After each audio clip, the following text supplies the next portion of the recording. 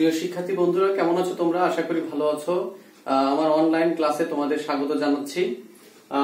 আমি আজকে নতুন একটি অধ্যায় অর্থাৎ হিসাব বিজ্ঞান দ্বিতীয় পত্রের দ্বিতীয় অধ্যায় অংশীদারি ব্যবসায়ের হিসাব, এই অধ্যায়টি নিয়ে তোমাদের সাথে আছি। এই অধ্যায়টি অত্যন্ত গুরুত্বপূর্ণ একটি অধ্যায়। এর এর এর দুটো কারণ আছে। তার মধ্যে একটি হচ্ছে প্রতি বছরই বোর্ড পরীক্ষায় এখান থেকে একটি সৃজনশীল অঙ্ক আসে এবং একাধিক বহু নির্বাচনী প্রশ্ন আসে। এই অধ্যায়টি আরো একটি কারণে খুবই গুরুত্বপূর্ণ। সেটি জানো তোমরা যে এইচএসসি পরীক্ষার ফলাফলের পরেই তোমাদের বিশ্ববিদ্যালয় ভর্তি পরীক্ষার বসতে হয়। তো সেই পরীক্ষায় এই অধ্যায় থেকে একাধিক প্রশ্ন এসে থাকে, আমরা দেখেছি। তো এই অধ্যায়টি গুরুত্বপূর্ণ। তোমরা মনোযোগ সহকারে যদি আমার এই ক্লাসটি দেখো এবং এরপরে আরো যে কয়টি ক্লাস নেওয়া হবে প্রত্যেকটি ক্লাসে যদি তোমরা মনোযোগ সহকারে দেখো, তাহলে বোর্ড পরীক্ষার সাথে সাথে বিশ্ববিদ্যালয় ভর্তি পরীক্ষায় যে সকল প্রশ্ন আসবে আশা করি তোমরা সেগুলো সমাধান করতে পারবে। তো শিক্ষার্থী বন্ধুরা, আমরা জেনে নেই অংশীদারি ব্যবসায় কি। মূলত একাধিক বা দুই বা তার অধিক ব্যক্তির মধ্যে মুনাফা বন্টনের যে সম্পর্ক তাকে আমরা বলি অংশীদারি। আর এই একাধিক ব্যক্তির মধ্যে মুনাফা বন্টনের উদ্দেশ্যে যে ব্যবসা প্রতিষ্ঠান পরিচালিত হয় বা গড়ে ওঠে তাকেই আমরা বলছি অংশীদারি ব্যবসায়। মূলত অংশীদারি ব্যবসা আইন 1932, এই অংশীদারি আইন 1932 অংশীদারি এই আইনের বিভিন্ন ধারা আমাদের ভর্তি পরীক্ষার জন্য গুরুত্বপূর্ণ। তো যেগুলো নিয়ে আমরা এই চ্যাপ্টারের এই অধ্যায়ের শেষ ক্লাসে আলোচনা করব। তো আমরা দেখলাম যে একাধিক ব্যক্তি অর্থাৎ দুই বা তার অধিক ব্যক্তি যদি মুনাফা নিজেদের মধ্যে বন্টনের উদ্দেশ্যে, মুনাফা বা ক্ষতিও হতে পারে, তো নিজেদের মধ্যে বন্টনের উদ্দেশ্যে যে ব্যবসা প্রতিষ্ঠান গড়ে তোলে তাকেই আমরা বলছি অংশীদারি ব্যবসা বা অংশীদারি কারবার। তো সেটা হচ্ছে আর অংশীদারি আইন হচ্ছে 1932। তো এখানে সদস্য সংখ্যায় কিছু সীমাবদ্ধতা আছে, যেমনটি হচ্ছে সাধারণ অংশীদারি ব্যবসায়ের ক্ষেত্রে সর্বনিম্ন 2 জন এবং সর্বোচ্চ 20 জন সদস্য থাকতে পারবে। আর ব্যাংকিং ব্যবসায়ের ক্ষেত্রে সর্বোচ্চ 10 জন অংশীদার বা সদস্য থাকতে পারবে। তো এই ছিল হচ্ছে আমাদের অংশীদারি ব্যবসায়। তা আমরা যদি অংশীদারি ব্যবসায়ের উপাদান দেখি, তবে আমরা এই প্রতিষ্ঠান সম্পর্কে আরো বেশি স্বচ্ছ ধারণা পেতে পারি। তো আমরা একটু অংশীদারি ব্যবসায়ের উপাদানগুলো দেখি শিক্ষার্থী বন্ধুরা, আমরা খেয়াল করি বোর্ডে।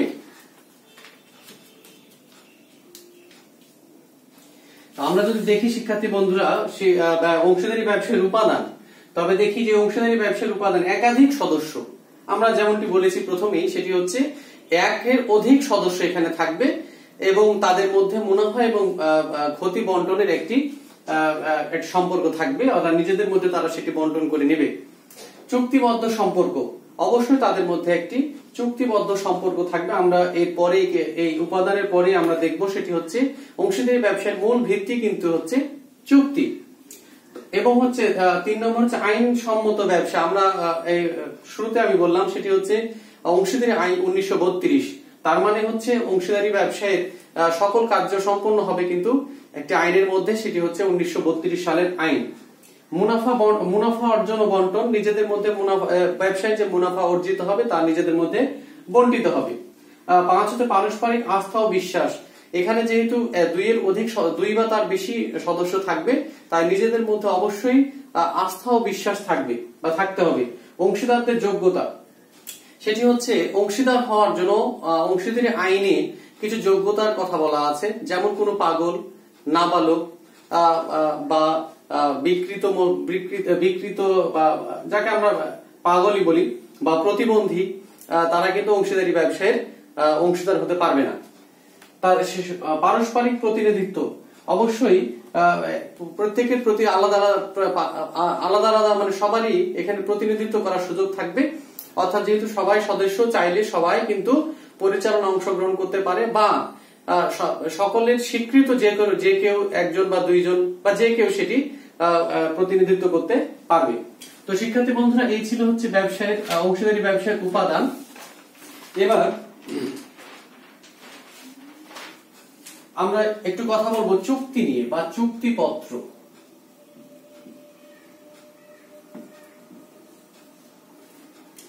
তা আমরা যেমনটি উপাদানের মধ্যে দেখলাম শিক্ষার্থী বন্ধুরা, সেটি হচ্ছে যে চুক্তি, চুক্তিপত্র। উপাদানের মধ্যেও কিন্তু চুক্তিবদ্ধ সম্পর্কের কথা বলা হয়েছে। তার মানে কি, একটি চুক্তি থাকবে। শিক্ষার্থী বন্ধুরা, চুক্তি ছাড়া অংশীদারি ব্যবসায় গড়ে উঠতে পারে না, অর্থাৎ চুক্তি অবশ্যই থাকতে হবে। কিন্তু এবং এই কারণেই কিন্তু চুক্তিপত্রকে বা চুক্তিকে অংশীদারি ব্যবসার মূল ভিত্তি বলা হয়। তো এখন এই চুক্তিকে মূলত আমরা তিনটি ভাগে ভাগ করি।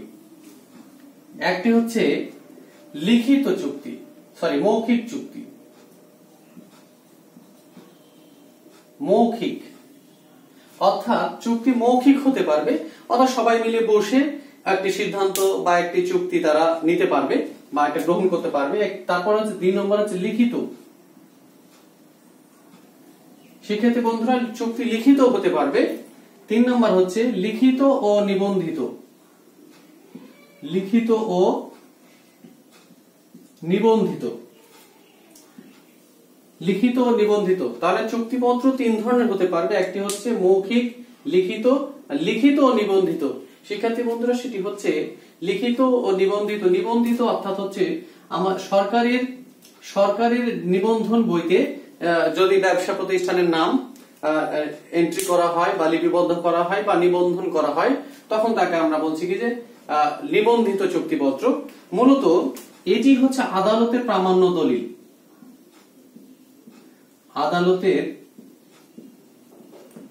প্রামাণ্য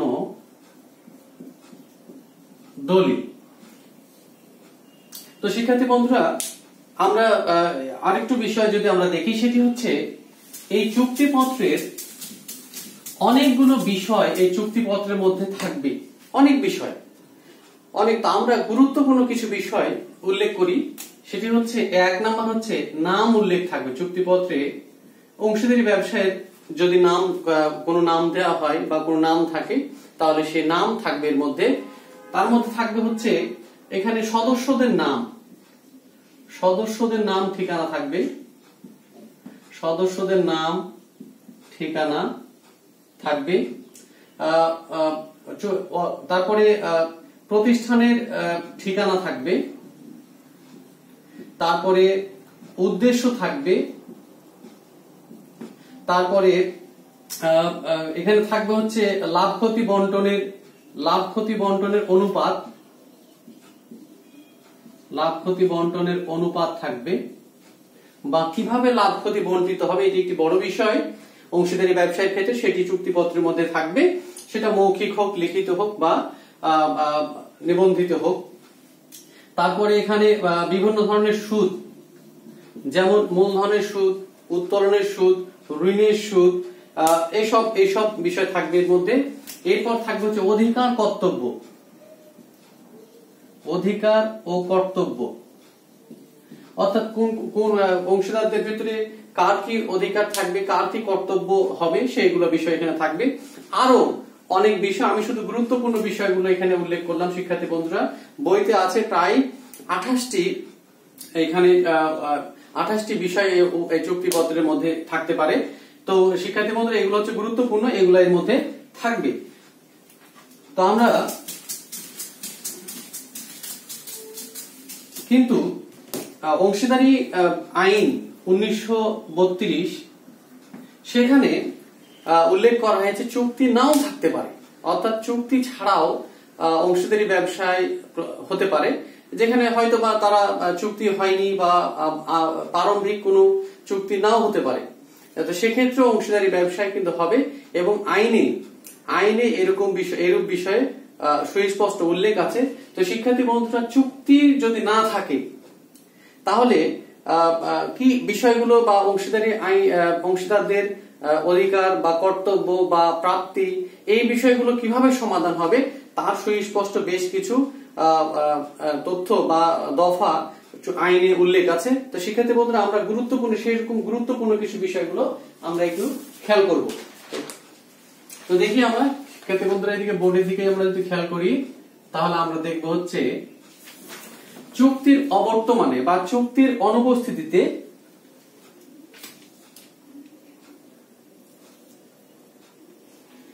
আমরা আমরা লক্ষ্য করি শিক্ষার্থী বন্ধুরা, সেটি হচ্ছে চুক্তির অবর্তমানে বা চুক্তি যদি না থাকে তাহলে কিভাবে অংশীদারি ব্যবসায়ে অংশীদারগণ তাদেরকে হিসাব রক্ষণ কিভাবে করে করবে বা কি কি তাদের সুযোগ সুবিধা রয়েছে চুক্তির অবর্তমানে। তো আমরা দেখি চুক্তির অনুপস্থিতিতে অংশীদারি ব্যবসায় হিসাব রক্ষণের নিয়মাবলী 1932 সালের আইন অনুযায়ী। তো দেখি আমরা বন্ধুরা, এখানে আরো অনেক আছে, আমি মূলত এখানে গুরুত্বপূর্ণ 10টি দফা এখানে উল্লেখ করেছি। আরো অনেক দফা রয়েছে যেগুলো কিছুটা আমার কাছে আমাদের অঙ্ক সমাধান করতে গেলে বা অঙ্কের ক্ষেত্রে কিছুটা অগুরুত্বপূর্ণ, সে কারণে আমি সেগুলো উল্লেখ করিনি। শিক্ষার্থী বন্ধুরা, তোমরা প্রত্যেকটি বই রয়েছে, তোমরা একটু দয়া করে বইগুলো পড়ে নিবা। তো শিক্ষার্থী বন্ধুরা, আমরা যদি দেখি চুক্তির অনুপস্থিতিতে বা চুক্তি না থাকলে কিভাবে হিসাবগুলো রক্ষণ করা হবে, সেটি হচ্ছে 1, লাভ ক্ষতি সমহারে বন্টিত হবে। অর্থাৎ এই ক্ষেত্রে যদি চুক্তি না থাকে শিক্ষার্থী বন্ধুরা, অর্থাৎ যদি লাভ ক্ষতি বন্টনের বিষয়ে কোনো আগে প্রারম্ভিক কোনো সিদ্ধান্ত না হয়ে থাকে, সেক্ষেত্রে আমরা ধরে নিব যে চুক্তি তাদের মধ্যে কোনো চুক্তি ছিল না বা চুক্তি নেই, সেক্ষেত্রে আমরা লাভ ক্ষতি সমহারে বন্টন করব। 2, প্রত্যেককে সমপরিমাণ মূলধন সরবরাহ করতে হবে। প্রত্যেক অংশীদারকেই সমপরিমাণ মূলধন সরবরাহ করতে হবে। 3 হচ্ছে মূলধনের উপর সুদ পাবে না, কোনো অংশীদারই তার মূলধনের উপর সুদ দাবি করতে পারবে না। 4, সমপরিমাণ উত্তোলন করতে পারবে, সকল অংশীদারই সমান পরিমাণ উত্তোলন করতে পারবে। 6, প্রদত্ত ঋণের উপর 6% সুদ পাবে। এটি খুবই গুরুত্বপূর্ণ শিক্ষার্থী বন্ধুরা, আমরা এটি খেয়াল করব অঙ্কের ক্ষেত্রে, আমাদের অঙ্ক করার সময় এটি আমাদের প্রায় প্রয়োজন হবে। সেটি হচ্ছে কি, প্রদত্ত ঋণের উপর 6% সুদ পাবে যদি অংশীদারি আইন চুক্তি অনুপস্থিতি চুক্তি না থাকে তখন। 7 হচ্ছে বেতন ভাতা কমিশন দাবি করতে পারবে না। শিক্ষার্থী বন্ধুরা খেয়াল করবো আমরা, সেটা হচ্ছে কোনো অংশীদার বেতন ভাতা বা কমিশন দাবি করতে পারবে না। 8, সকল দায় দেনার জন্য এককভাবে বা যৌথভাবে দায়বদ্ধ হবে। অর্থাৎ প্রতিষ্ঠানের সকল দায় এবং দেনার জন্য সকল অংশীদার এককভাবে বা যৌথভাবে দায়বদ্ধ হবে। 9, সকলে ব্যবসা পরিচালনা করতে পারবে। 10, কারো বিরুদ্ধে মামলা করা যাবে। অর্থাৎ যে কারো বিরুদ্ধেই তাদের যে পাওনা আদায়ের জন্য চাইলে মামলা করতে পারবে, আর ইত্যাদি আরো অনেক দফা এর মধ্যে রয়েছে। শিক্ষার্থী বন্ধুরা, তোমরা দয়া করে একটু বই থেকে দেখে নিবে। আমি গুরুত্বপূর্ণ অর্থাৎ আমাদের অঙ্কের সমাধান দিতে যে বিষয়গুলো আমাদের প্রয়োজন হবে, আমি শুধু সেই বিষয়গুলো বা পরীক্ষা এসে থাকে ভর্তি পরীক্ষায় বা কলেজের বোর্ডের পরীক্ষায় যে বহু নির্বাচনী প্রশ্নের মধ্যে থাকতে পারে এমন দফাগুলো আমি শুধু এখানে উল্লেখ করেছি। তো শিক্ষার্থী বন্ধুরা, আমরা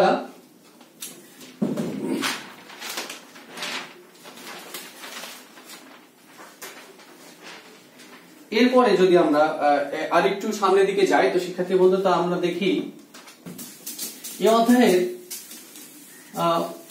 হিসাব রক্ষণ বলতে পারি বা অঙ্কের সমাধানও আমরা বলতে পারি, সেটি দুটি ভিত্তি বা দুটি পদ্ধতিতে আমরা এখানে সমাধান করে থাকি। সেটি হচ্ছে 1, তাহলে আমরা বলতে পারি যে হিসাব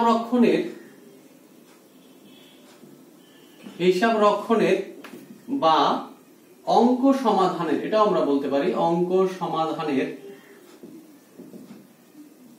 দুটি ভিত্তি বা পদ্ধতি আমরা বলতে পারি। 1 হচ্ছে স্থিতিশীল মূলধন পদ্ধতি। স্থিতিশীল মূলধন পদ্ধতি। 2 নাম্বার হচ্ছে পরিবর্তনশীল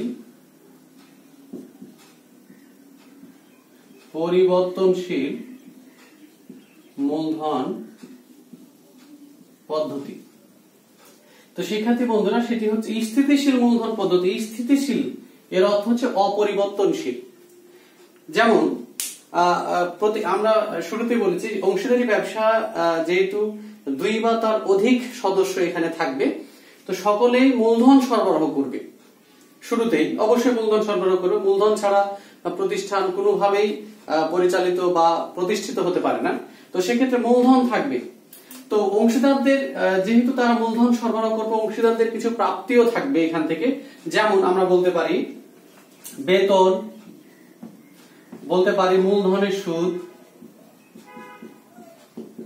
বলতে পারি কমিশন, বলতে পারি ঋণের সুদ, বলতে পারি মুনাফার অংশ বা লাভের অংশ। শিক্ষার্থী বন্ধুরা, আমরা একটু মনোযোগ সহকারে লক্ষ্য করি। সেটি হচ্ছে কারবার থেকে বা অংশীদারি ব্যবসায় থেকে অংশীদারগণ যে সকল আয় বা লাভ বা পেয়ে থাকে, যা প্রাপ্তি যা বলি আমরা কি অংশীদারদের, সেটি হচ্ছে কি বেতন, মূলধনের সুদ, কমিশন, ঋণের সুদ, মুনাফার অংশ। এই দফাগুলো যদি আমরা মূলধনের সাথে, প্রারম্ভিক মূলধনের সাথে যোগ করি, প্রারম্ভিক মূলধনের সাথে যোগ করি, এবং কিছু বিষয় আছে যেগুলো অংশীদারদের প্রদান করতে হয় বা অংশীদারদের কাছ থেকে কেটে নেওয়া হয়, আমরা এমনটি বলে থাকি। সেটি হচ্ছে উত্তরণের সুদ,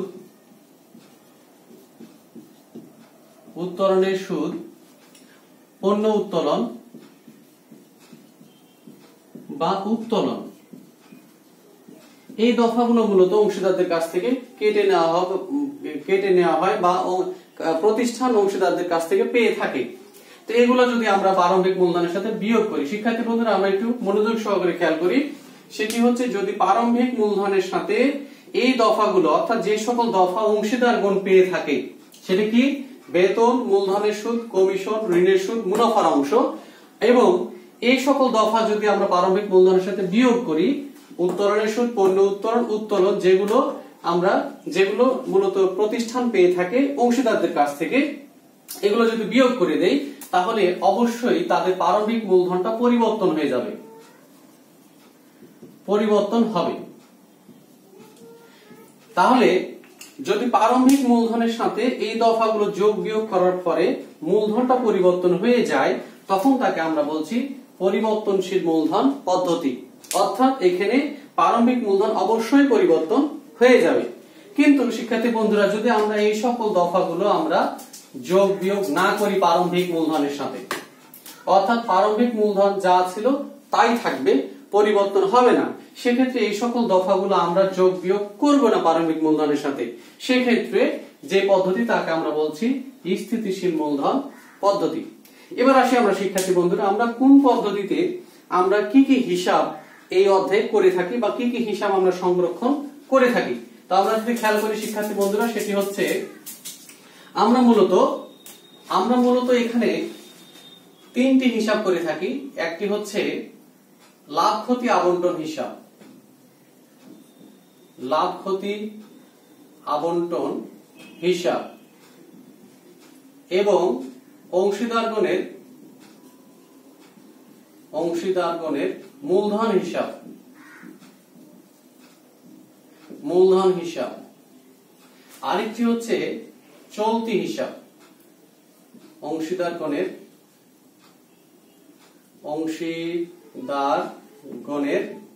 চলতি হিসাব।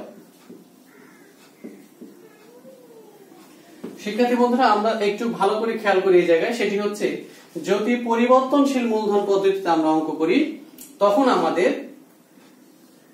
এই দুটি হিসাব করতে হবে, অর্থাৎ লাভ ক্ষতি আবন্টন হিসাব এবং অংশীদারগণের মূলধন হিসাব, অর্থাৎ দুইটি হিসাব আমাদের এখানে প্রস্তুত করতে হবে। যদিও কখনো কখনো আমাদের ঋণ হিসাব প্রস্তুত করতে হয়, সেটি যদি কখনো অংশীদারগণ ঋণ সরবরাহ করে, সেক্ষেত্রে আমাদের মাঝে মাঝে যে অংশীদার ঋণ প্রদান করবে বা ঋণ সরবরাহ করবে তার ঋণ হিসাবটা আমরা করে থাকি, সেটি আমরা পরে দেখছি। কিন্তু আমাদের মূলত গুরুত্বপূর্ণ বা বাধ্যতামূলক যে হিসাবগুলো করতে হয়, সেটি হচ্ছে পরিবর্তনশীল মূলধন পদ্ধতির ক্ষেত্রে দুটি হিসাব, লাভ ক্ষতি আবন্টন হিসাব, অংশীদারদের মূলধন হিসাব। কিন্তু স্থিতিশীল মূলধন পদ্ধতিতে আমাদের এই তিনটি হিসাব করতে হয়, সেটি হচ্ছে লাভ ক্ষতি আবন্টন হিসাব, মূলধন হিসাব এবং হচ্ছে অংশীদারগণের চলতি হিসাব। এখন আসি শিক্ষার্থী বন্ধুরা, অনেক শিক্ষার্থী জানতে চায় বা তাদের এটি নির্ণয় করতে কিছু বেগ পেতে হয়, সমস্যা হয়। সেটি হচ্ছে আমরা কখন স্থিতিশীল মূলধন পদ্ধতিতে অঙ্ক করব বা হিসাব রক্ষণ করব, কখন পরিবর্তনশীল মূলধন পদ্ধতিতে আমরা অঙ্ক করব। তার আগে আমরা আবার একটু বলে নিই শিক্ষার্থী বন্ধুরা, সেটি হচ্ছে পরিবর্তনশীল মূলধন পদ্ধতিতে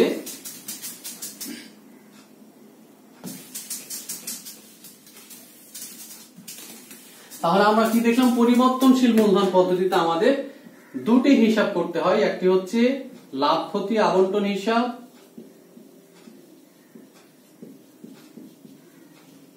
আরেকটি হচ্ছে অংশীদারগণের মূলধন হিসাব।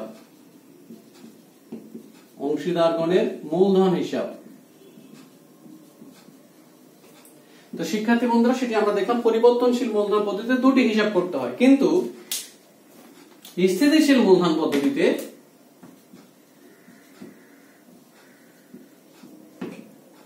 আমাদের আরো একটি হিসাব প্রস্তুত করতে হয়, সেটি হচ্ছে অংশীদারগণের চলতি হিসাব। তো শিক্ষার্থী বন্ধুরা, আমরা এবার দেখব যে কখন বা কোন পরিস্থিতিতে আমরা স্থিতিশীল মূলধন পদ্ধতি করব, আবার কোন পরিস্থিতিতে আমরা পরিবর্তনশীল মূলধন পদ্ধতি করব। আমরা খেয়াল করি, সেটি হচ্ছে এখানে একটা বিষয় এসেছে, সেটি হচ্ছে চলতি হিসাব। শিক্ষার্থীদের মনোযোগ আকর্ষণ করছি, অঙ্কের মধ্যে যদি, অর্থাৎ অঙ্কের উদ্দীপকের মধ্যে যদি চলতি হিসাবের উদ্বৃত্ত থাকে, আমি আবার বলছি, অঙ্কের উদ্দীপকের মধ্যে যদি চলতি হিসাবের প্রারম্ভিক উদ্বৃত্ত থাকে উদ্দীপকের মধ্যে, 1। 2 নাম্বার, করণীয় অংশে যদি, অর্থাৎ আমাদের যে ক খ গ যে অংশ থাকে করণীয় অংশ, এই করণীয় অংশের মধ্যে যদি চলতি হিসাব করতে বলা হয়। আমি পুনরায় রিপিট করছি শিক্ষার্থী বন্ধুরা, যেহেতু এটি একটি গুরুত্বপূর্ণ বিষয় এবং শিক্ষার্থীদের বুঝতে বা খুঁজে পেতে কষ্ট হয়, সেটি হচ্ছে কি যে কোন পদ্ধতিতে আমরা অঙ্কটি সমাধান করব, আমি সেই জায়গাটা একটু পরিষ্কার করে দিতে চাই। সেটা হচ্ছে কি, উদ্দীপকের মধ্যে যদি কখনো চলতি হিসাবের উদ্বৃত্ত দেয়া থাকে উদ্দীপকের মধ্যে, এবং করণীয় অংশে যদি কখনো চলতি হিসাব প্রস্তুত করতে বলা হয়, তবে আমরা স্থিতিশীল মূলধন পদ্ধতিতে অঙ্কের সমাধান করব। এছাড়া অন্যান্য ক্ষেত্রে আমরা পরিবর্তনশীল পদ্ধতিতে অঙ্কের সমাধান করব। তো শিক্ষার্থী বন্ধুরা, আমরা মূলত এখানে তাহলে আমরা যে ছক বা যে হিসাবগুলো প্রস্তুত করে থাকি, এই হিসাবগুলোর একটু যদি ছকগুলো আমরা লক্ষ্য করি, তাহলে আরো এই অধ্যায় সম্পর্কে আমাদের আরো ভালো ধারণা আসবে। তো দেখি আমরা শিক্ষার্থী বন্ধুরা, আমরা প্রথমে বললাম যে আমাদের যে হিসাব করতে হয় সেটি, তার মধ্যে একটি হচ্ছে লাভ ক্ষতি আবন্টন হিসাব।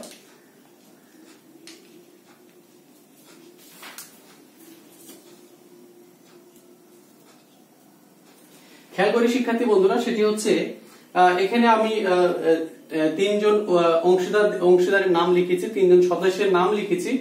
এটি অঙ্ক ভেদে পরিবর্তন হবে। সেটি হচ্ছে ক খ গ এর লাভ ক্ষতি আবন্টন হিসাব। এখানে লেখা আছে ড্যাশ ড্যাশ সালে ড্যাশ ড্যাশ তারিখে সমাপ্ত বছরের জন্য, 2019 হলে, 2018 হলে, 2017 হলে, যাই হোক, সেটি হচ্ছে 2019 সালের 31 ডিসেম্বর তারিখে সমাপ্ত বছরের জন্য। এরপরে দুটো দিক আছে, একটি হচ্ছে ডেবিট, একটি হচ্ছে ক্রেডিট। তো শিক্ষার্থী বন্ধুরা, আমরা প্রথমে ক্রেডিট দিক যদি দেখি, তাহলে দেখতে পাই এখানে লাভ ক্ষতি হিসাব, অর্থাৎ চলতি সালে প্রতিষ্ঠানের যে নেট লাভ হবে, সেটা হবে লাভ ক্ষতি হিসাবে। তো সেই লাভ ক্ষতি হিসাব থেকে চলতি বছরের নেট লাভটি এখানে চলে আসবে শিক্ষার্থী বন্ধুরা। সেটি হচ্ছে এই কারণে লেখা আছে চলতি সালের নেট লাভ, সেটি লাভ ক্ষতি হিসাব থেকে আসবে। এরপরে আমরা যদি খেয়াল করি, তাহলে এখানে লেখা আছে অংশীদার গণের মূলধন হিসাব অবলিক চলতি হিসাব। এই অবলিক মূলধন হিসাব এবং চলতি হিসাব লেখা থাকার কারণ হচ্ছে কি, সেটি হচ্ছে যে যদি স্থিতিশীল মূলধন পদ্ধতি আমরা করি, তাহলে আমরা করব আমাদের এই উত্তোলনের সুদ বা এই যে পণ্য উত্তোলন বা উত্তোলন, এগুলো শিক্ষার্থী বন্ধুরা এগুলো চলতি হিসাবে যায়, এই কারণে লেখা আছে চলতি হিসাব। আর যদি আমরা পরিবর্তনশীল মূলধন পদ্ধতিতে করি, তাহলে আমাদের এই সকল তথ্যগুলো এখান থেকে আবার মূলধনে যায়, অংশীদারগণের মূলধনে যায়, এই কারণে লেখা আছে অংশীদারগণের মূলধন হিসাব অবলিক চলতি হিসাব। তো তারপর লেখা আছে উত্তোলনের সুদ। শিক্ষার্থী বন্ধুরা, তোমরা সবাই অবশ্যই খাতায় ছকগুলো তুলে নিবে। উত্তোলনের সুদ এখানে আসবে। এরপরে অংশীদারগণের আবার একই মূলধন বা চলতি হিসাব, সেখানে থাকবে পণ্য উত্তোলন। এরপরে এদিকে আসতে পারে, সেটি হচ্ছে অনাদায়ী বিনিয়োগের সুদ, অগ্রিম খরচ, যেগুলোকে আমরা বলি অসমন্বিত বা বাদ পড়ে গেছে, অর্থাৎ লাভ ক্ষতি হিসাব প্রস্তুত করার সময় কিছু কিছু দফা মিসিং হয় বা ছুটে যায় বা বাদ পড়ে যায়। এরকম যদি কোনো দফা লাভ ক্ষতি আবন্টন হিসাব লাভ ক্ষতি হিসাব করতে গিয়ে বাদ পড়ে গিয়ে থাকে, সেই সকল হিসাবগুলো লাভ ক্ষতি আবন্টনে এসে থাকে। যেমন অনাদায়ী বিনিয়োগের সুদ, অগ্রিম খরচ, বকেয়া খরচ, অনাদায়ী পাওনা। তো আমরা এই ক্রেডিট দিকে আসে হচ্ছে অনাদায়ী বিনিয়োগের সুদ এবং হচ্ছে অগ্রিম খরচ। তো শিক্ষার্থী বন্ধুরা এবার ডেবিট দিক যদি আমরা দেখি তাহলে আমরা দেখতে পাই অংশীদার গণের মূলধন হিসাব বা চলতি হিসাব এসে একই ঘটনা, অর্থাৎ অংশীদার গণের মূলধন হিসাবে অথবা চলতি হিসাবে যাবে, সেটি হচ্ছে কি মূলধনের সুদ। তারপর আছে ক্ষয়ের ঋণ হিসাব। শিক্ষার্থী বন্ধুরা যে অংশীদার ঋণ সরবরাহ করবে তার ঋণ হিসাবে ঋণের সুদটি চলে যাবে, এই কারণে লেখা আছে ক্ষয়ের ঋণ হিসাব। এক্ষেত্রে যে ঋণ দিবে, ক যদি ঋণ সরবরাহ করে তাহলে ক এর হিসাবে যাবে, যদি গ ঋণ সরবরাহ করে তাহলে গ এর ঋণ হিসাবে এটি যাবে ঋণের সুদ। এরপরে দেখি শিক্ষার্থী বন্ধুরা অংশীদার মূলধন হিসাব বা চলতি হিসাব বেতন। যদি কোনো অংশীদার বেতন পায় শুধুমাত্র তার মূলধনেই যাবে বা শুধু তার চলতি হিসাবেই যাবে, সে এক্ষেত্রে ক এবং খ আমরা দিয়েছি এখানে দুইজনের বেতন। এবার গ এর মূলধন হিসাব যদি কেউ কমিশন পায়, এখানে যে কমিশন পাবে তার মূলধন হিসাবে যাবে। এরপরে বকেয়া খরচ বা অনাদায়ী পাওনা যদি থাকে, অর্থাৎ যা লাভ ক্ষতি হিসাবে বাদ পড়ে গিয়েছিল, এরকম দফা থাকলে সেটি ডেবিট দিকে বসবে।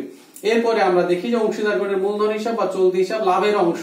শিক্ষার্থী বন্ধুরা এই জায়গাটা একটু আমি পরিষ্কার করে দিই, সেটি হচ্ছে এখানে দুটো দিক আছে, একটি হচ্ছে ডেবিট দিক, একটা হচ্ছে ক্রেডিট দিক। অর্থাৎ যদি ডেবিট দিকে ক্রেডিট দিকে যদি বড় হয়, অর্থাৎ ক্রেডিট দিকে ধরা গেল ক্রেডিট দিকে 50,000 শিক্ষার্থী বন্ধুরা, আর ডেবিট দিক যোগ করলে হলো মনে করো 40,000, তাহলে পার্থক্য হচ্ছে দুই দিকে পার্থক্য হচ্ছে 10,000। এর অর্থ হচ্ছে 10,000 টাকা হচ্ছে বন্টনযোগ্য লাভ, যা অংশীদারদের মধ্যে ভাগ করতে হবে। সেক্ষেত্রে আমরা দেখেছি চুক্তি থাকলে চুক্তি অনুযায়ী, চুক্তি না থাকলে সমানভাবে, সেটি আমরা এর আগে আমরা পোস্টারে দেখেছি, সেটি হচ্ছে চুক্তির অবর্তমানে অংশীদারদের মধ্যে মুনাফা সমানভাবে বন্টিত হয়। যদি অনুপাত দেয়া থাকে, যেমন শিক্ষার্থী বন্ধুরা বলা আছে 2:2:1, আমরা জানি অনুপাত আনুপাতিক হারে, এটা হচ্ছে অনুপাত, আনুপাতিক হারে মুনাফা বন্টনের অনুপাত এটি। তো এই অনুপাত আমরা প্রথমে করি কি অনুপাতে যোগ করি, অর্থাৎ খেয়াল করি সেটি হচ্ছে 2:2:1 অর্থাৎ 5। তো সেই ক্ষেত্রে আমাদের যদি মুনাফা 10,000 টাকা হয় শিক্ষার্থী বন্ধুরা, তাহলে ক পাবে হচ্ছে 10,000 গুণন 2/5, অর্থাৎ হচ্ছে 4,000 টাকা। একই রকম ভাবে ক্ষয়টা বের করব, গয়টাও বের করব, এভাবে করে বের করে আমরা এই যে এখানে শিক্ষার্থী বন্ধুরা একটু খেয়াল করো তোমরা, সেটি হচ্ছে লাভের অংশ। এখানে আমরা পার্থক্যটা বের করব, অর্থাৎ ক্রেডিট দিক যোগ করে ডেবিট দিক বিয়োগ করে এখানে পার্থক্যটা লিখে দিব। এরপরে পার্থক্যটা লিখে যে টাকাটা পার্থক্য হবে সেই টাকাটা আমরা এখানে লাভের অংশ ক, খ, গ বা যে সকল অংশীদার থাকবে তাদের মধ্যে ভাগ করে দিব আনুপাতিক হারে অথবা চুক্তির অবর্তমানে সমানভাবে।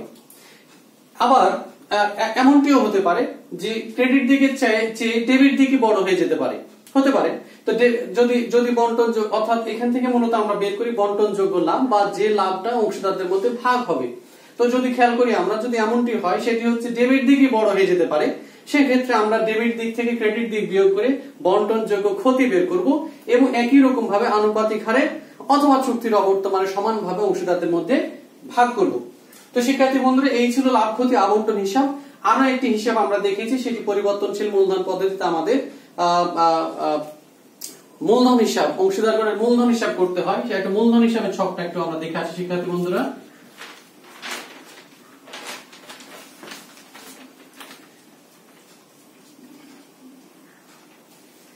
আমরা যদি অংশীদারদের মূলধন হিসাবে ছকটা দেখি শিক্ষার্থী বন্ধুরা, তাহলে আরো একটু ভালো ধারণা পাবো। সেটি হচ্ছে এরকম,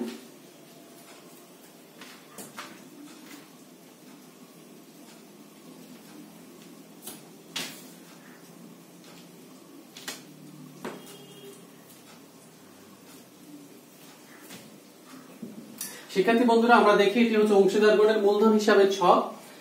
এখানেও দুটো সাইড থাকবে, একটা হচ্ছে ডেবিট এবং একটি হচ্ছে ক্রেডিট। একই রকম ভাবে এটি ক্রেডিট দিক, এটা হচ্ছে ডেবিট দিক। তো আমরা দেখি প্রথমে তারিখ বিবরণ, তারপরে প্রত্যেকের নামে নামে, অর্থাৎ ক, খ, গ বা রহিম, করিম, তারপরে যে অংশীদারদের যে নাম থাকবে প্রত্যেকের নামে একটি করে ঘর হবে। তো খেয়াল করি আমরা শিক্ষার্থী বন্ধুরা, ক্রেডিট দিকে মূলত প্রথম দিকে একদম শুরুতেই থাকে হচ্ছে প্রারম্ভিক উদ্বৃত্ত বা প্রারম্ভিক মূলধন, অর্থাৎ শুরুতে কারবার শুরুতে যে অংশীদাররা যে মূলধন নিয়ে আসে অথবা যে প্রতিষ্ঠানের বছরের শুরুতে যে মূলধন থাকে তাকে আমরা প্রারম্ভিক উদ্বৃত্ত বা প্রারম্ভিক মূলধন বলি, সেটি অংশীদারদের মূলধন হিসেবে ক্রেডিট দিকে বসে। এরপরে নগদান হিসাব বা অতিরিক্ত মূলধন। শিক্ষার্থী বন্ধুরা এখানে তারিখটি আমি দেইনি, এই জায়গায় তারিখটি একটু ফাঁকা আছে, কারণ হচ্ছে মূলত এই তারিখটি হবে যে তারিখে অংশীদার তার অতিরিক্ত মূলধন সরবরাহ করবে সেই তারিখটি এখানে হবে। আমরা লক্ষ্য করবো শিক্ষার্থী বন্ধুরা। এরপর এখানে তাহলে আসবে অতিরিক্ত মূলধন চলে আসবে। শিক্ষার্থী বন্ধুরা এখানে কিন্তু একটি ক্রম ও ধারাবাহিকতা রয়েছে, এটি একটু দক্ষতার সাথে লক্ষ্য করতে আমি বলবো। সেটি হচ্ছে প্রথমে প্রারম্ভিক মূলধন বা প্রারম্ভিক উদ্ধৃতি, এরপরেই কিন্তু বসে হচ্ছে অতিরিক্ত মূলধন, এটি আমরা খেয়াল করব। এরপরে ডিসেম্বর 31 তারিখে লাভ ক্ষতি আবন্টন হিসাব। শিক্ষার্থী বন্ধুরা একটু আগে আমরা লাভ ক্ষতি আবন্টনের ছক দেখানোর সময় আমরা খেয়াল করেছি সেখানে লেখা ছিল অংশীদারদের মূলধন হিসাব। আমি তখন বলেছিলাম যে এই সকল তথ্যগুলো পরবর্তীতে অংশীদারগণের মূলধন হিসাবে যায়, এই কারণে ওই জায়গায় লেখা ছিল অংশীদারদের মূলধন হিসাব। এবার এই জায়গায় লেখা আছে লাভ ক্ষতি আবন্টন হিসাব। শিক্ষার্থী বন্ধুরা এর অর্থ হচ্ছে এরকম যে এই সকল নিচের এই তথ্যগুলো লাভ ক্ষতি আবন্টন হিসাব থেকে এখানে এসেছে, অর্থাৎ লাভ ক্ষতি আবন্টনের ডেবিট দিকে যে সকল তথ্য ছিল শিক্ষার্থী বন্ধুরা সেগুলো মূলত অংশীদারদের প্রাপ্তি, এই কারণে এগুলো আবার অর্থাৎ লাভ ক্ষতি আবন্টনের ডেবিট এবং অংশীদারগণের মূলধন হিসাবে ক্রেডিট, এই কারণে এগুলো চলে এসেছে অংশীদারদের মূলধন হিসাবে ক্রেডিট পাশে। সেটি হচ্ছে কি মূলধনের সুদ, বেতন, কমিশন, মুনাফার অংশ।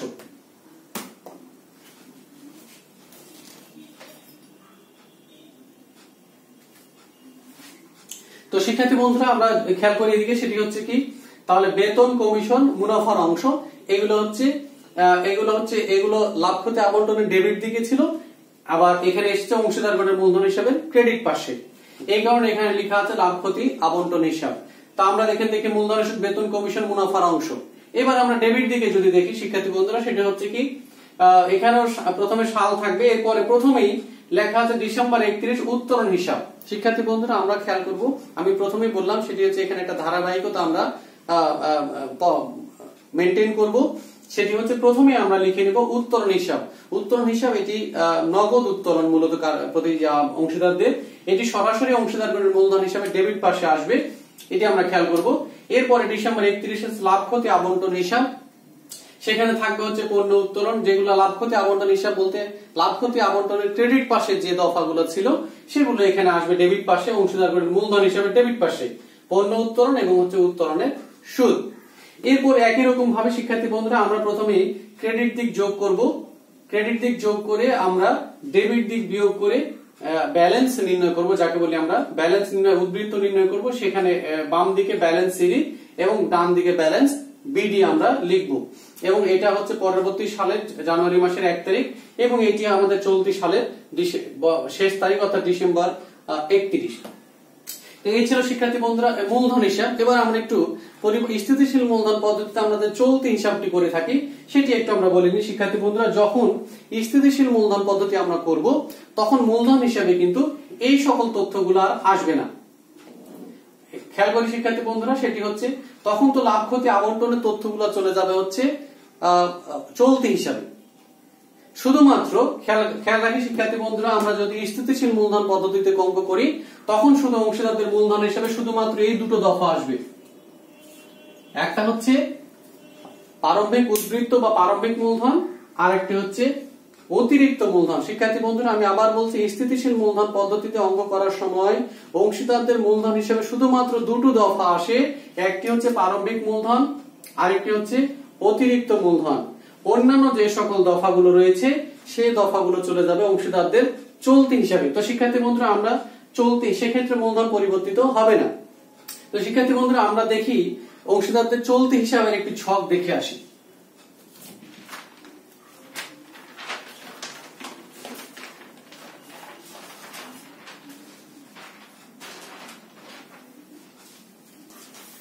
তো অংশীদারদের চলতি হিসাবে যদি ছক দেখি আমরা শিক্ষার্থী বন্ধুরা, সেটি হচ্ছে এরকম।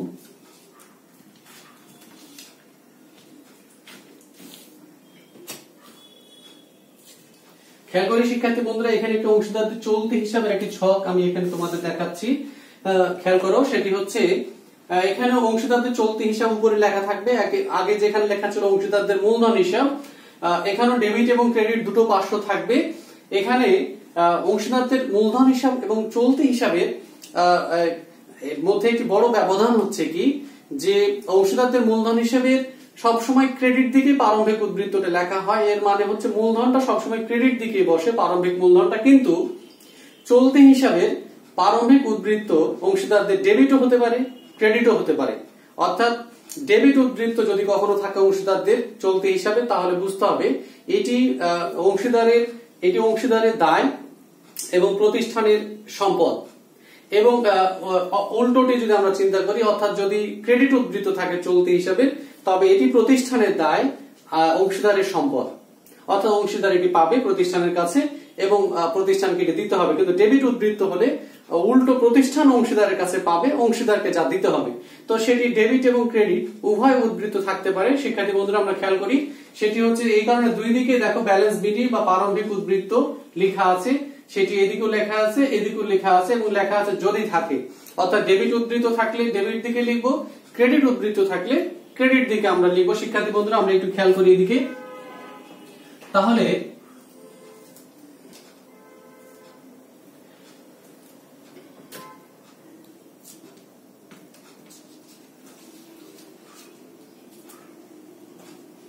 তো শিক্ষার্থী বন্ধুরা এবার দেখি আমরা, সেটা হচ্ছে তারপর এই যে ডিসেম্বর 31 লাভ ক্ষতি আবন্টন হিসাব।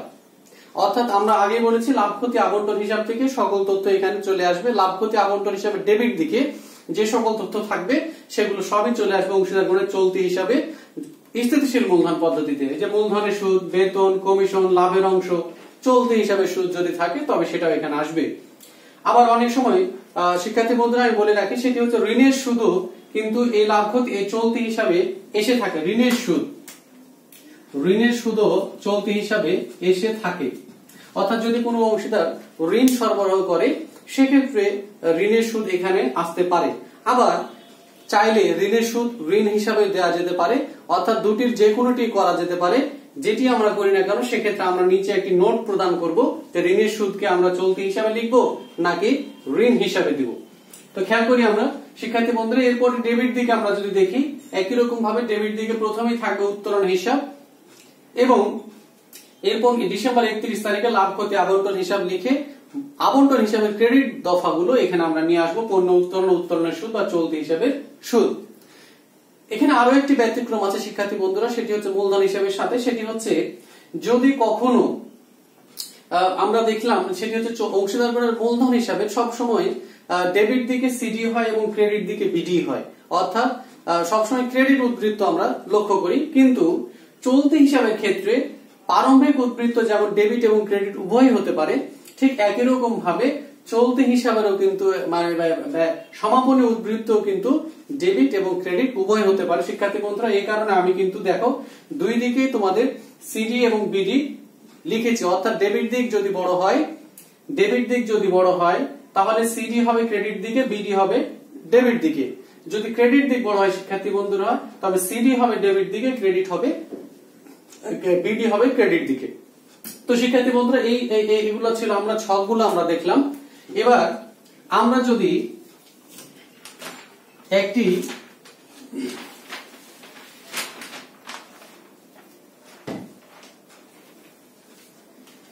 অঙ্কের সমাধান যদি আমরা করার চেষ্টা করি শিক্ষার্থী বন্ধুরা, সেটি হচ্ছে একটি অঙ্ক আমরা যদি দেখি শিক্ষার্থী, তাহলে আমরা আরো বেশি পরিষ্কার হতে পারবো বলে ধারণা করছি।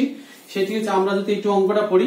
তো শিক্ষার্থী বন্ধুরা আমি বলবো তোমাদের একটি পরামর্শ দিব, সেটি হচ্ছে একটু বলে রাখি, সেটি হচ্ছে ভিডিও ক্লাস থেকে বা অনলাইন ক্লাস থেকে এই ক্লাসকে বেশি উপযোগী বা কার্যকরী করার জন্য অঙ্কের ক্লাসগুলোতে মিনিমাম, সেটি হচ্ছে যে যখন আমরা অঙ্ক সমাধান করাই বা স্যাররা অঙ্কের সমাধান করান, প্রথমেই ভিডিও থামিয়ে বা ভিডিও পজ করে বা স্টপ করে আমরা করব কি, আমাদের এই যে অঙ্ক আমরা করাবো সেই অঙ্কগুলো তোমরা অবশ্যই আগে খাতায় লিখে নিবা। তার অঙ্ক যদি তুমি খাতায় তুলে নাও, এরপরের অঙ্কের সমাধান আমি যখন অঙ্কের সমাধান করব তখন তুমি যদি সমাধান করো, তাহলে যেটা হবে সেটি হচ্ছে অঙ্ক সম্পর্কে তোমার পরিপূর্ণ ধারণা থাকবে। অন্যথায় তুমি বারবার যদি স্ক্রিনে তাকাও, সেই অঙ্ক দেখো, তার সমাধান দেখো, সেক্ষেত্রে তোমার অঙ্ক বুঝতে কষ্ট হবে। তো শিক্ষার্থী বন্ধুরা আমি তোমাদের বলছি সেটি হচ্ছে তোমরা প্রথমেই ভিডিও পজ করে বা থামিয়ে তোমরা অবশ্যই অঙ্ক খাতায় তুলে নিবা। তো আমরা অঙ্কটা পড়ি শিক্ষার্থী বন্ধুরা। আমরা দেখি বিপুল, নেহাল ও পলাশ একটি অংশীদারি ব্যবসায় 3 জন অংশীদার। তারা ব্যবসায় লাভ ক্ষতি যথাক্রমে 2-2-1 অনুপাতে বন্টন করে নেই। শিক্ষার্থী বন্ধুরা আমরা একটা জায়গায় সেই সময় বলিনি, এখন বলছি শিক্ষার্থী বন্ধুরা, সেটি হচ্ছে আবার আমরা একটু জায়গায় ফিরি, সেটি হচ্ছে চুক্তি। আমরা যদি চুক্তি বা চুক্তিপত্র,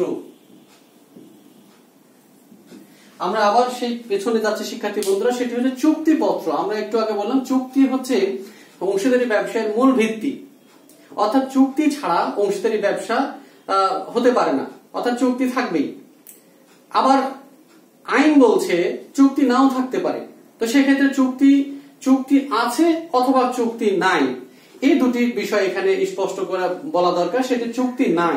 খেয়াল করি শিক্ষার্থী বন্ধুরা, এখানে বলছে লাভ ক্ষতি বন্টন অনুপাত হচ্ছে 2-2-1। এর অর্থ হচ্ছে এদের মধ্যে একটি চুক্তি আছে। তারা পূর্ব থেকেই সিদ্ধান্ত নিয়ে তারা নির্দিষ্ট করে রেখেছে সেটি তাদের মূলধন বা মুনাফা বা ক্ষতি বা লাভ বা ক্ষতি বন্টিত হবে 2-2-1 অনুপাতে, অর্থাৎ এদের মধ্যে চুক্তি বিদ্যমান। যদি এটি না থাকতো বা লাভ ক্ষতি বন্টনের বিষয়ে কোনো তথ্য এখানে না থাকতো, অর্থাৎ কিভাবে তাদের লাভ ক্ষতি বন্টন হবে এরকম কোনো তথ্য যদি দেয়া এখানে না থাকতো, তাহলে আমরা স্পষ্ট করে বুঝে যেতাম যে এদের মধ্যে চুক্তি নেই। তখন চুক্তির অবর্তমানে যে সকল শর্তাবলী বা চুক্তির অবর্তমানে বা অনুপস্থিতিতে হিসাব রক্ষণের যে নিয়মাবলী আমরা কিছুক্ষণ আগে দেখিয়েছি, গুরুত্বপূর্ণ যে 10টি নিয়মাবলী আমি দেখিয়েছি, সেই নিয়মাবলী অনুযায়ী আমাদের অঙ্কের সমাধান কিন্তু করতে হবে। তো এখানে চুক্তি রয়েছে, যেহেতু 2-2-1 অনুপাতে আমরা এখানে স্পষ্ট করে দেখতে পাচ্ছি বন্টন করে নেই।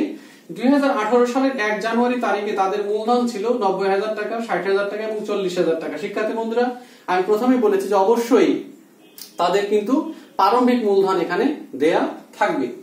চুক্তি অনুযায়ী প্রত্যেক অংশীদারের মূলধন ও উত্তোলনের উপর 10% সুদ ধার্য করতে হবে। তাহলে কি শিক্ষার্থী বন্ধুরা আমরা কি দেখছি যে প্রত্যেক অংশীদারের মূলধন ও উত্তোলনের উপর 10% সুদ ধার্য করতে হবে। 2018 সালের 1 জুলাই, খেয়াল করি শিক্ষার্থী বন্ধুরা এখানে তারিখগুলো খুবই গুরুত্বপূর্ণ। 2018 সালের 1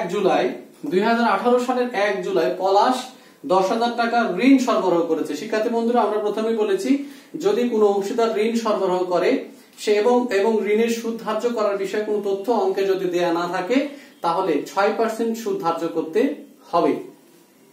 সেক্ষেত্রে আনুপাতিক হারে সুদ ধরতে হবে। এখানে যেমন 2018 সালের 1 জুলাই ঋণ সরবরাহ করেছে পলাশ, সুতরাং এই ঋণের উপর 6% হারে 6 মাসের সুদ ধার্য করতে হবে। তারপর শিক্ষার্থী বন্ধুরা আমরা খেয়াল করি ওই তারিখে বিপুল 5,000 টাকা অতিরিক্ত মূলধন সরবরাহ করে। খেয়াল করি শিক্ষার্থী বন্ধুরা সেটি হচ্ছে ওই তারিখে অর্থাৎ 2018 সালের 1 জুলাই বিপুল 5,000 টাকা অতিরিক্ত মূলধন সরবরাহ করে। তারিখগুলো অত্যন্ত গুরুত্বপূর্ণ। এরপরে খেয়াল করি শিক্ষার্থী বন্ধুরা সেটি হচ্ছে নেহাল মাসিক 1,000 টাকা বেতন পাবে। মাসিক, এই বিষয় এটি গুরুত্বপূর্ণ। মাসিক 1,000 টাকা করে বেতন পাবে, তার মানে বছরে হচ্ছে 12,000 টাকা।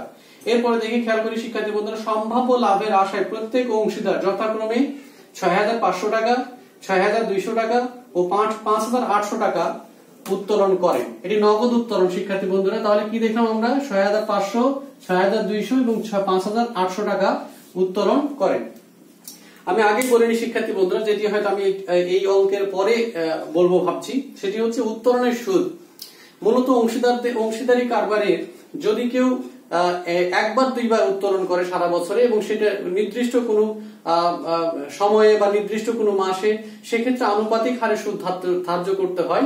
কিন্তু এছাড়া যেমন এখানে উত্তোলনের নির্দিষ্ট কোনো সময় নাই, অর্থাৎ সারা বছর ধরে উত্তোলন করেছে, অথবা প্রতি মাসে উত্তোলন, অথবা প্রতি মাসের শুরুতে উত্তোলন, অথবা প্রতি মাসের শেষে উত্তোলন, অথবা প্রতি 2 মাস পর পর উত্তোলন, অথবা প্রতি 3 মাস পর পর উত্তোলন, এক্ষেত্রে উত্তোলনের উপর গড় সুদ ধার্য করতে হয়। শিক্ষার্থী বন্ধুরা সেই নিয়ম আমরা হয়তোবা যদি সময় পাই তাহলে আজকে, আদারওয়াইজ অন্যথায় আগামী ক্লাসের শুরুতে আমি সেটি দেখাবো। তো শিক্ষার্থী বন্ধুরা তারপরে আমরা দেখি যার উপরে সুদ ধার্য করা হয়েছে 400 টাকা, 350 টাকা, 275 টাকা। শিক্ষার্থী বন্ধুরা উপরেও বলা ছিল কিন্তু যে উত্তোলনের উপর 10% সুদ ধার্য করতে হবে। তো যদি উত্তোলনের সুদ এভাবে করে কখনো বের করে দেয়া থাকে শিক্ষার্থী বন্ধুরা, তাহলে আর সে 10% আর বের করার প্রয়োজন নেই। নগদ উত্তোলন ছাড়াও বিপুল সারা বছরে 3000 টাকার পণ্য উত্তোলন করে যা হিসাবভুক্ত হয়নি। এরপরে বলছে উপরিউক্ত সমন্বয়গুলো সাধন করার পূর্বে ব্যবসায়ের 1,50,000 টাকা লাভ হয়েছিল। শিক্ষার্থী বন্ধুরা এটি হচ্ছে চলতি বছরের বা চলতি সালের লাভ। আমরা একটু আগে যেটি বলেছি অর্থাৎ নেট লাভ, যেটি লাভ ক্ষতি হিসাব থেকে আমরা পেয়ে থাকি। তো শিক্ষার্থী বন্ধুরা আমরা এই অঙ্ক পড়ে যদি আমরা অঙ্ক করতে চাই তার আগে আমাদের কিন্তু সেই বিষয়ে একটি বিষয় কিন্তু এখানে আমাদের বুঝতে হবে, সেটি হচ্ছে অঙ্কটি আমরা পরিবর্তনশীল মূলধন পদ্ধতির সমাধান করব নাকি স্থিতিশীল মূলধন পদ্ধতির সমাধান করব। যেহেতু আমি এখনো করণীয় অংশ বলিনি, কিন্তু অঙ্ক পড়ে অঙ্কের যে অঙ্ক আমাদের উদ্দীপকে যা বলে সেখানে কিন্তু চলতি হিসাবে কোনো উদ্ধৃত দেয়া নেই বা চলতি হিসাব সংক্রান্ত কোনো তথ্য কিন্তু অঙ্কে নেই। সুতরাং অঙ্কটি আমরা উদ্দীপক যা বলে, উদ্দীপক পড়ে যা বলতে বুঝতে পারি তা হচ্ছে অঙ্কটি কিন্তু আমাদের পরিবর্তনশীল মূলধন পদ্ধতিতে সমাধান করতে হবে। আর করণীয় অংশে যদি চলতি হিসাব থাকে তখন আবার স্থিতিশীল পদ্ধতিতে। আর যদি করণীয় অংশে মনে করো করণীয় অংশে যদি আমি এমনটি বলি ক, সেটি হচ্ছে ঋণের সুদ নির্ণয় করো, ঋণের সুদ নির্ণয় করো। খ অংশে যদি আমি বলি যে লাভ ক্ষতি আবন্টন হিসাব প্রস্তুত করো, লাভ ক্ষতি আবন্টন হিসাব প্রস্তুত করো। গয়ে যদি আমরা বলি অংশীদারগণের মূলধন হিসাব প্রস্তুত করো, অংশীদারগণের মূলধন হিসাব প্রস্তুত করো। তাহলে এখানেও কিন্তু চলতি হিসাব সংক্রান্ত কোনো তথ্য এখানে আমরা প্রদান করিনি বা চলতি হিসাব প্রস্তুত করতে বলা হয়নি। সুতরাং এই অঙ্কটি কিন্তু আমাদের পরিবর্তনশীল মূলধন পদ্ধতিতে সমাধান করতে হবে। তো শিক্ষার্থী বন্ধুরা আমি আগেই বলেছি তোমরা এই অঙ্কটি ভিডিও থামিয়ে অবশ্যই অঙ্কটি খাতায় তুলে নিবা, এরপরে এর সমাধান খেয়াল করবা। তো শিক্ষার্থী বন্ধুরা আমরা এর সমাধান করব। আমরা আমাদের পূর্বে এর আগে আমরা যে ছক দেখেছি সেই ছক মোতাবেক আমরা এটি সমাধান করার চেষ্টা এখন করব। তো শিক্ষার্থী বন্ধুরা আমরা দেখি এই অঙ্কটি কিভাবে আমরা সমাধান করি। তো শিক্ষার্থী বন্ধুরা আমরা প্রথমে ক অংশে যদি আমরা দেখি সেটি হচ্ছে ঋণের সুদ। আমরা যদি দেখি ঋণের সুদ নির্ণয় করি তাহলে ক অংশ ঋণের সুদ, ঋণের সুদ। তা আমরা বললাম আমরা দেখলাম অঙ্কে পড়ে সেটি হচ্ছে যে ঋণ সরবরাহ করেছে হচ্ছে পলাশ, যা 2018 সালের 1 জুলাই 10,000 টাকা ঋণ সরবরাহ করেছে। 10,000 আমরা বলেছি চুক্তির অবর্তমানে অর্থাৎ ঋণের সুদ ধরার ব্যাপারে যদি কোনো তথ্য অঙ্কে না থাকে তাহলে আমরা 6% হারে ঋণের সুদ ধার্য করব, এটা আমাদের আইনে আছে। তাহলে 6% সুদ এবং ঋণ সরবরাহ করেছে জুলাই মাসের 1 তারিখ অর্থাৎ বছরের মাঝামাঝি সময়ে। এই কারণে অর্ধেক বছরের সুদ বা অর্ধেক সময়ের সুদ। তো আমরা শিক্ষার্থী বন্ধু আমরা খেয়াল করি 6% হচ্ছে 600 টাকা ইন্টু 6/12 অর্থাৎ হচ্ছে অর্ধেক, তার মানে হচ্ছে 300 টাকা। এই হচ্ছে ঋণের সুদ। শিক্ষার্থী বন্ধুরা এবার আমরা যদি খ অংশ দেখি সেটি হচ্ছে লাভ ক্ষতি আবন্টন হিসাব। তো শিক্ষার্থী বন্ধুরা আমরা যেমনটি ছকে দিয়েছিলাম এরকম একটি ছক আমরা এখানে টেনে নিব প্রথমেই, সেটি হচ্ছে লাভ ক্ষতি আবন্টন হিসাবে।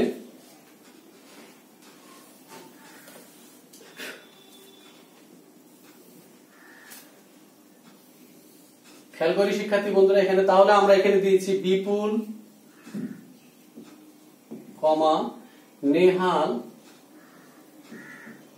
ও পলাশ এর লাভ ক্ষতি আবন্টন হিসাব, লাভ ক্ষতি আবন্টন হিসাব 31 ডিসেম্বর 2018 সালের সমাপ্ত বছরের জন্য। খেয়াল করে শিক্ষার্থী বন্ধুরা এরপরে বাম দিকে হচ্ছে ডেবিট, এখানে বিবরণ টাকা, ডান দিকে হচ্ছে ক্রেডিট, ডান দিকে ক্রেডিট টাকা এবং বিবরণ। শিক্ষার্থী বন্ধুরা, প্রথমে আমরা ক্রেডিট দিক যদি আমরা করি, তাহলে প্রথমে এখানে আমরা লিখে নিব লাভ ক্ষতি হিসাব, যেমনটি ছকে ছিল লাভ ক্ষতি হিসাব, এবং প্রথমেই এখানে চলে আসবে নিট লাভ, চলতি সালের নিট লাভ যেটি অঙ্কের শেষে ছিল শিক্ষার্থী বন্ধুরা, সেটি হচ্ছে 1,50,000 টাকা। আমরা খেয়াল করব, আমরা প্রথমে ছকে লিখিয়ে দিয়েছিলাম ডান দিকে কি কি তথ্য আসে, আমি আবার একটু রিমাইন্ড করিয়ে দিই তোমাদের। সেটি হচ্ছে পণ্য উত্তোলন, উত্তোলনের সুদ, অনাদায়ী বিনিয়োগের সুদ, অগ্রিম খরচ। তোমাদের মনে আছে শিক্ষার্থী বন্ধুরা, সেটি হচ্ছে পণ্য উত্তোলন, উত্তোলনের সুদ, অনাদায়ী বিনিয়োগের সুদ এবং অগ্রিম খরচ। যদি অঙ্কের তথ্য অনুযায়ী এগুলো আমরা লিখবো, তো এই অঙ্কে ছিল হচ্ছে শিক্ষার্থী বন্ধু পণ্য উত্তোলন এবং উত্তোলনের সুদ, যা লাভ ক্ষতি আবর্তন হিসাব থেকে পরবর্তীতে অংশীদারগণের মূলধন হিসেবে যায়। যেহেতু এটি পরিবর্তনশীল পদ্ধতির অঙ্ক, সেই কারণে আমরা এখানে লিখবো অংশীদারগণের মূলধন হিসাব, অংশীদারগণের মূলধন হিসাব। শিক্ষার্থী বন্ধুরা, আমরা একটু খেয়াল করি অংশীদারগণের মূলধন হিসাব। তো প্রথমেই লিখবো হচ্ছে উত্তোলনের সুদ, উত্তোলনের সুদ। এখানে তিনজন উত্তোলনের সুদ ছিল, এখানে তিনজনেরই, সেটি হচ্ছে বিপুল, নেহাল এবং হচ্ছে পলাশ। তিনজনের উত্তোলনের সুদ ছিল, একজনের ছিল 400 টাকা, একজনের 350, আর একজনের ছিল হচ্ছে 275। শিক্ষার্থী বন্ধুরা, আমরা যদি যোগ করি তাহলে এখানে পায় হচ্ছে 5, 2, 10, তাহলে হচ্ছে 1025। 5, 7, 5, 12, 2 হাতে করি 1,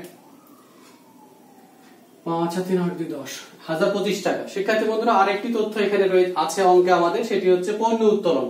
সেক্ষেত্রে আমরা যদি দেখি পণ্য উত্তোলন করেছে হচ্ছে আমাদের, সেটা হলো যে পণ্য উত্তোলন করেছে হচ্ছে বিপুল, তাহলে বিপুলের মূলধন হিসাব, বিপুলের মূলধন হিসাব। শিক্ষার্থী বন্ধুরা, বিপুলের মূলধন হিসাব, যেহেতু বিপুল শুধুমাত্র পণ্য উত্তোলন করেছে, তাহলে শুধু এটা বিপুলের মূলধন হিসাবে যাবে, এই কারণে আমরা এখানে লিখে নিলাম বিপুলের মূলধন হিসাব। আমরা এই বিষয়গুলো কি কি লিখছি, কিভাবে লিখছি শিক্ষার্থী বন্ধুরা, সেটা হচ্ছে আমরা অবশ্যই মনোযোগ সহকারে লক্ষ্য করব। এরপর হচ্ছে পণ্য উত্তোলন। শিক্ষার্থী বন্ধুরা, বিপুল 3000 টাকা পণ্য উত্তোলন করেছে। এবার আমরা আমাদের ক্রেডিট দিকে লেখার তথ্য শেষ। আমরা আবার বলি, তাহলে ক্রেডিট দিকে কি কি তথ্য আসছে একটু মনোযোগ সহকারে লক্ষ্য করি। সেটা প্রথমে আসে নেট লাভ, যা অঙ্কের শেষে দেয়া থাকে চলতি সালের নেট লাভ। এরপরে এইদিকে আসে 4টি তথ্য, আমরা মনে রাখবো সবসময় 4টি তথ্য অঙ্কের উপর ডিপেন্ড করবে, অঙ্কের উদ্দীপকের উপর ডিপেন্ড করবে। তার মধ্যে একটি হচ্ছে উত্তোলনের সুদ, আরেকটি হচ্ছে পণ্য উত্তোলন, আর কিছু অনাদায়ী অসমন্বিত আয়, যেগুলো মূলত লাভ ক্ষতি হিসাব প্রস্তুত করার সময় বাদ পড়ে গিয়েছিল, যেমন হচ্ছে অনাদায়ী বিনিয়োগের সুদ, অগ্রিম যে কোনো খরচ। এই অঙ্কে এই উদ্দীপকে এমন কোনো তথ্য ছিল না, বিধায় আমরা সেগুলো লিখিনি। এরপরে আমরা ডেবিট দিকে যাই শিক্ষার্থী বন্ধুরা। ডেবিট দিকে যে সকল তথ্য আমরা লিখে থাকি, তার ভিতরে মূলধনের সুদ, বেতন, কমিশন, ঋণের সুদ, আর হচ্ছে অনাদায়ী পাওনা বা বকেয়া খরচ, যেগুলা লাভ ক্ষতি হিসাব প্রস্তুত করার সময় যদি বাদ পড়ে গিয়ে থাকে, এবং হচ্ছে সবশেষে হচ্ছে মুনাফার অংশ। আর যদি ক্ষতি হয় তাহলে সেটা ক্রেডিট দিকে লিখবো, ক্ষতির অংশ। তো শিক্ষার্থী বন্ধুরা, আমরা দেখি প্রথমে এখানে, তাহলে আমরা যেহেতু এই অঙ্কে দেখেছি মূলধনের সুদ রয়েছে, তাহলে অংশীদারগণের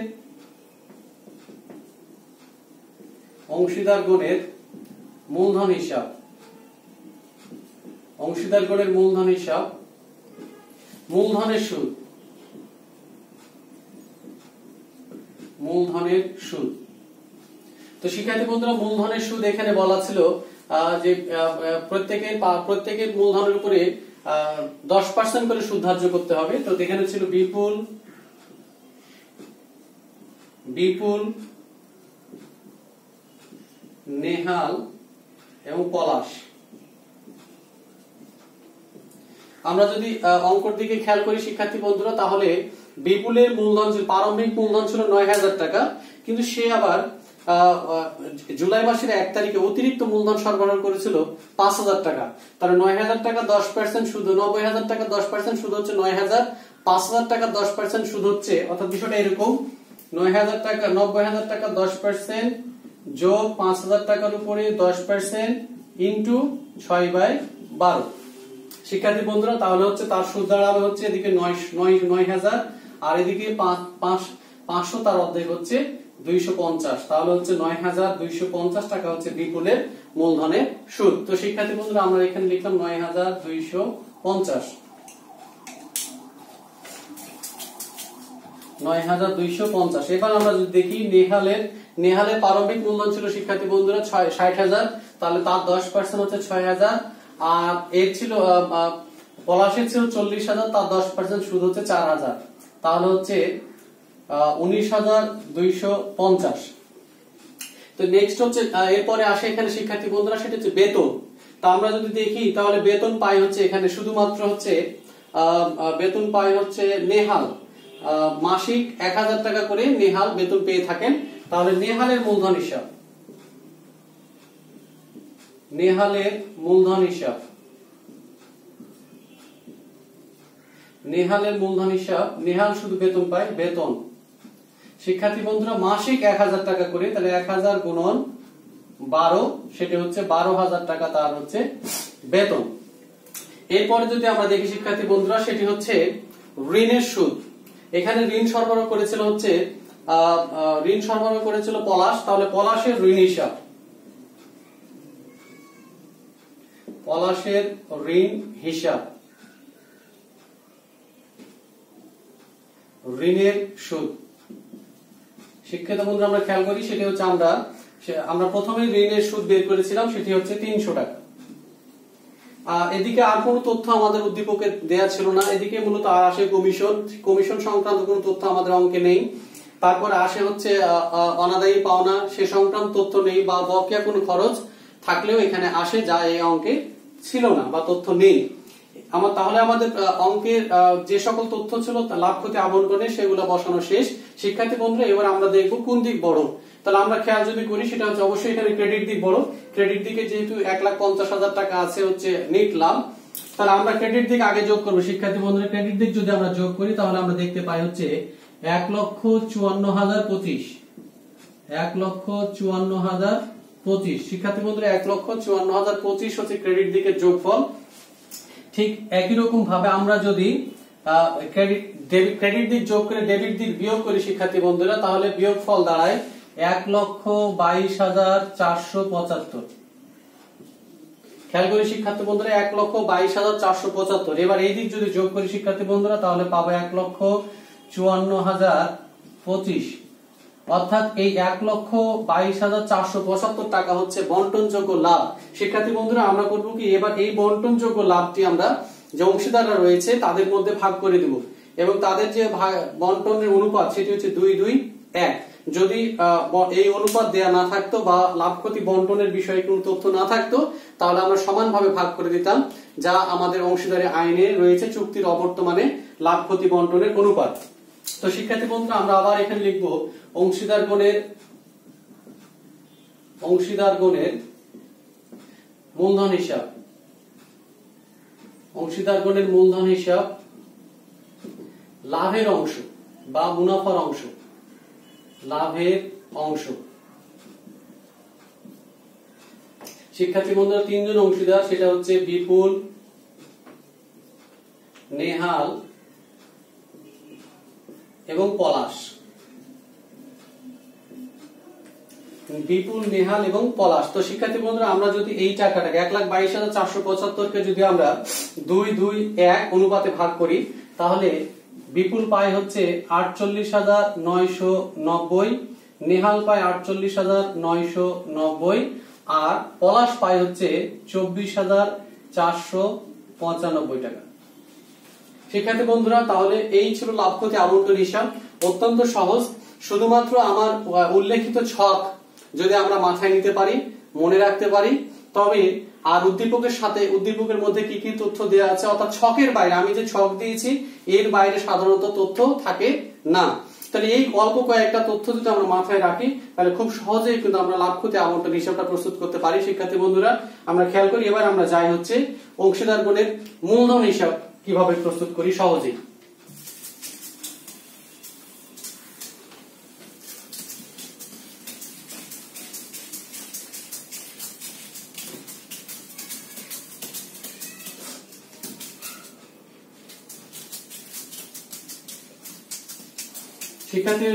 শিক্ষার্থী বন্ধুরা, আমরা খেয়াল করি আমরা কিভাবে সহজে মূলধন হিসাব প্রস্তুত করতে পারি, অংশীদার গণের মূলধন হিসাব।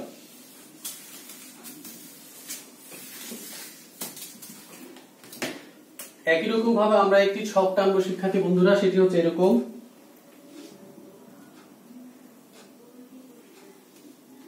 এবার এখানে 3টি ঘর থাকবে টাকার, যেহেতু 3 জন অংশীদার তাই 3 জনের 3টি টাকার ঘর থাকবে, একটি তারিখের ঘর থাকবে শিক্ষার্থী বন্ধুরা। এটি মিডল পয়েন্ট আমরা এইভাবে চিহ্নিত করতে পারি সুন্দর দেখানোর জন্য। এরপর এদিকে আবার 3টি টাকার ঘর।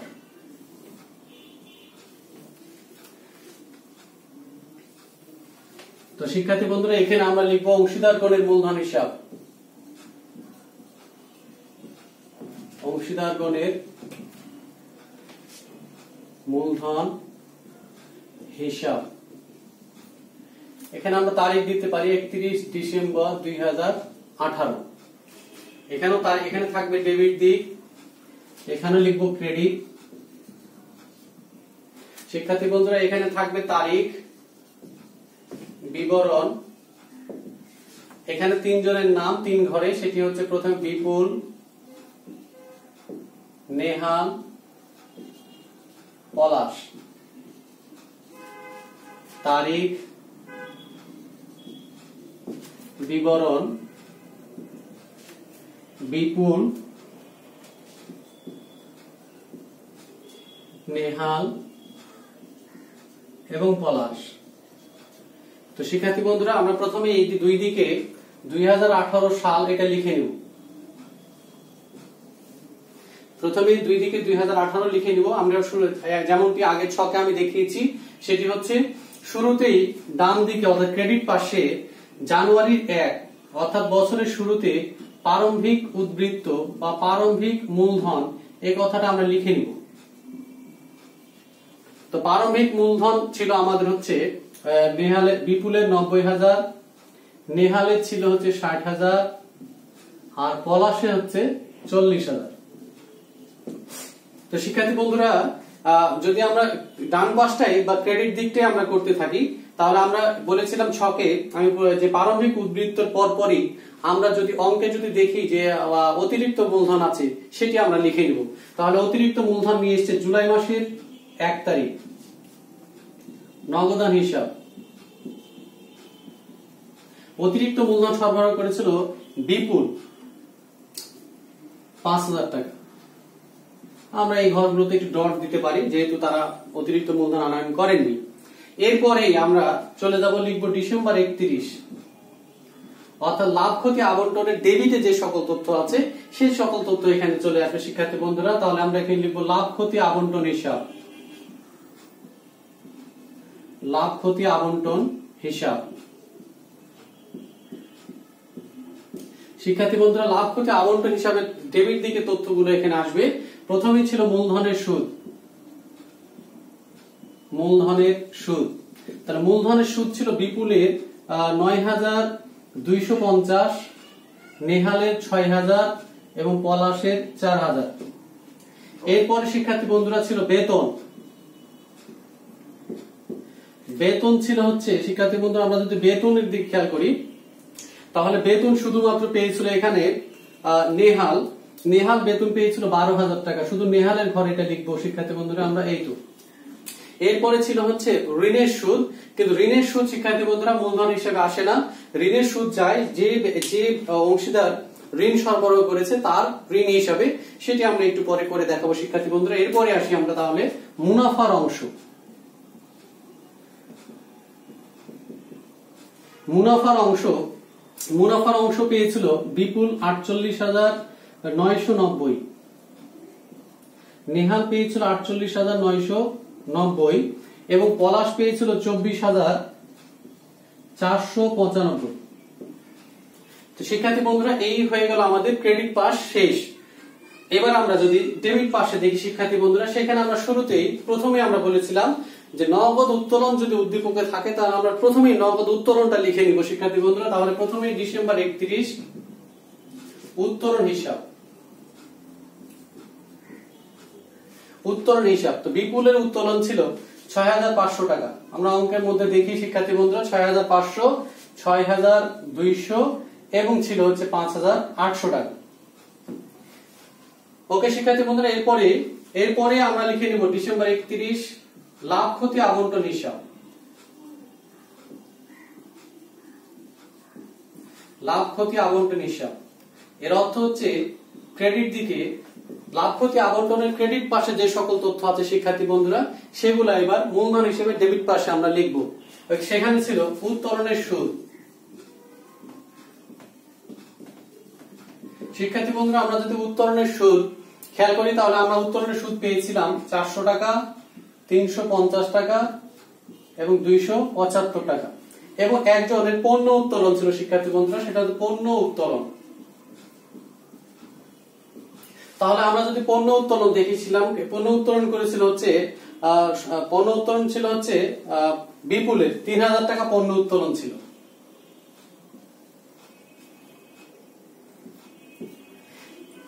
ডেবিট দিকও শেষ হয়ে গেল শিক্ষার্থী বন্ধুরা। এবার ছকে আমি যেমনটি বলেছিলাম সেটি হচ্ছে আমরা এবার দুই দিকে সমান্তরাল ভাবে এইভাবে দাগ দিব।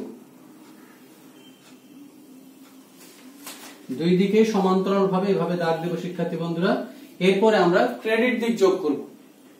তো যেমন যদি ক্রেডিট দিক আমরা যোগ করি শিক্ষার্থী বন্ধু, তাহলে আমরা খেয়াল করি ক্রেডিট দিকে এর যোগফল হচ্ছে 1,53,240, এর হচ্ছে 1,26,990 আর পলাশের হচ্ছে 68,495। তো শিক্ষার্থী বন্ধুরা, এই একই তথ্যগুলো আমরা এই দিকে লিখে নিব। 1,53,240, 1,26,990, 68,495। এরপরে আমাদের কাজ হচ্ছে শিক্ষার্থী বন্ধুরা, আমরা এই ক্রেডিট দিকের যোগফল থেকে ডেবিট দিকের এই তথ্যগুলো আমরা যদি বিয়োগ করি তাহলে আমরা বিয়োগফল বা পার্থক্য পাই 1,43,340। এরপরে 1,20,440, এরপরে পাই 62,420। তো শিক্ষার্থী বন্ধুরা, আমরা এই একই তথ্য আবার আমরা এদিকে নিচের দিকে লিখে নিব শিক্ষার্থী বন্ধুরা, যেটা তোমরা জানো সেটি 1,43,340, এরপরে 1,20,440, এরপরে 62,420। তো শিক্ষার্থী বন্ধুরা, আমরা জানি এটার একটা নাম আছে, এটি হচ্ছে এই বছরের শেষ তারিখ অর্থাৎ ডিসেম্বর 31 ব্যালেন্স সিডি। এবং এটা পরের বছর অর্থাৎ 2019 সালের জানুয়ারির 1 তারিখ শিক্ষার্থী বন্ধুরা, এটার নাম হচ্ছে ব্যালেন্স বি ডি। আমার এই হয়ে গেল আমাদের অংশীদারগণের মূলধন হিসাব প্রস্তুত। আমরা একটু ঋণ হিসাব কিভাবে প্রস্তুত করা হয় সেটি আমরা একটু দেখাবো শিক্ষার্থী বন্ধুরা। তাহলে আমরা দেখি ঋণ হিসাব কিভাবে আমরা সহজে প্রস্তুত করতে পারি।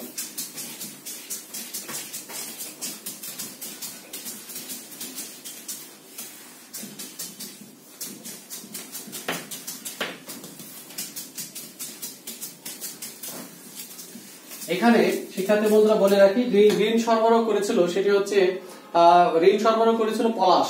তাহলে আমরা উপরে লিখবো, এখানে এটি তৈরি করা খুবই সহজ শিক্ষার্থী বন্ধুরা। সেটি হচ্ছে যদিও আমাদের করণীয় অংশে এটি ছিল না শিক্ষার্থী বন্ধুরা, আমি এটা অতিরিক্ত করে দেখাচ্ছি।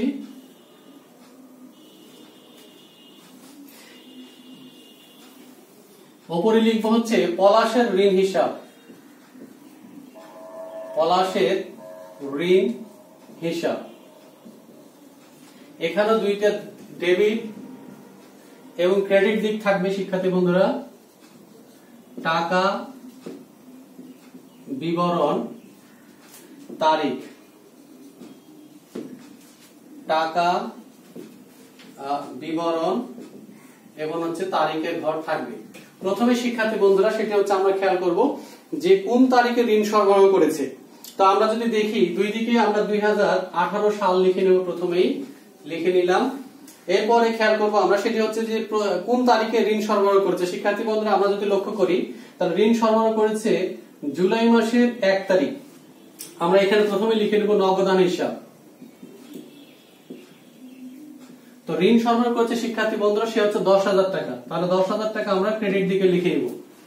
এরপরে ঋণের সুদ লাভ ক্ষতি আবন্টনের ডেবিট দিকে বসে, সুতরাং এই বসবে ক্রেডিট দিকে।